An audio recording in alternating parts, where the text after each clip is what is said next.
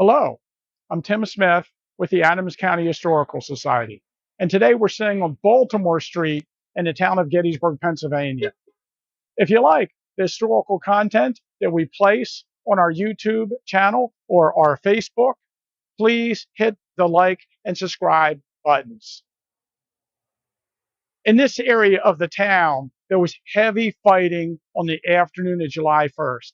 It's sometimes hard to imagine that some 20,000 Northern soldiers retreated through the town, chased by some 30,000 Southerners on July 1st.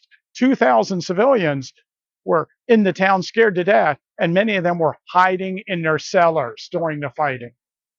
Some of the buildings around us have been greatly altered over the years, but many of the buildings retain their 1863 appearance. One of the buildings that has been slightly altered, that was here at the time of the battle, is the Methodist Parsonage. Built around 1840, the Methodist minister lived here at the time of the battle. His name was George Bergstresser, and he lived in the building with his 5 children. One of the best accounts by a civilian that we have of the entire Battle of Gettysburg was written by 15-year-old Tilly Pierce, or Matilda Pierce. And Tilly lived in a house just up the street here on the left.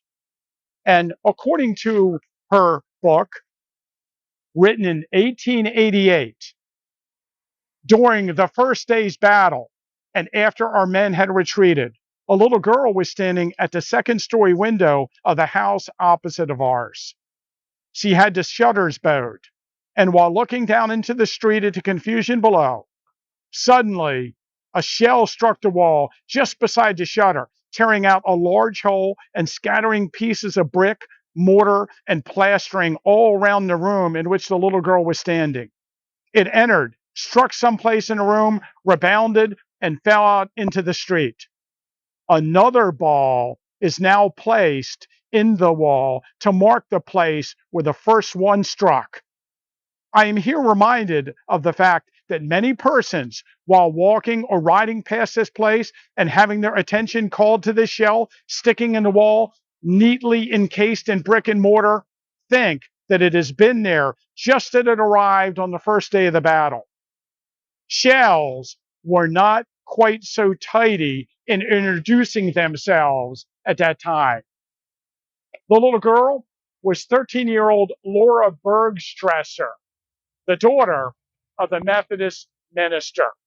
Now, we have 1880 images of the original building with the cannonball, which appears to be a 12-pound spherical case shot that's cemented into the building in the original front of the building.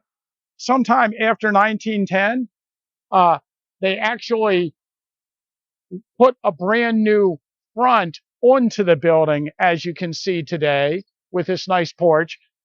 And they took the spherical cannonball out of the building and put it into the front near the window, near the spot where the original shell hit the building.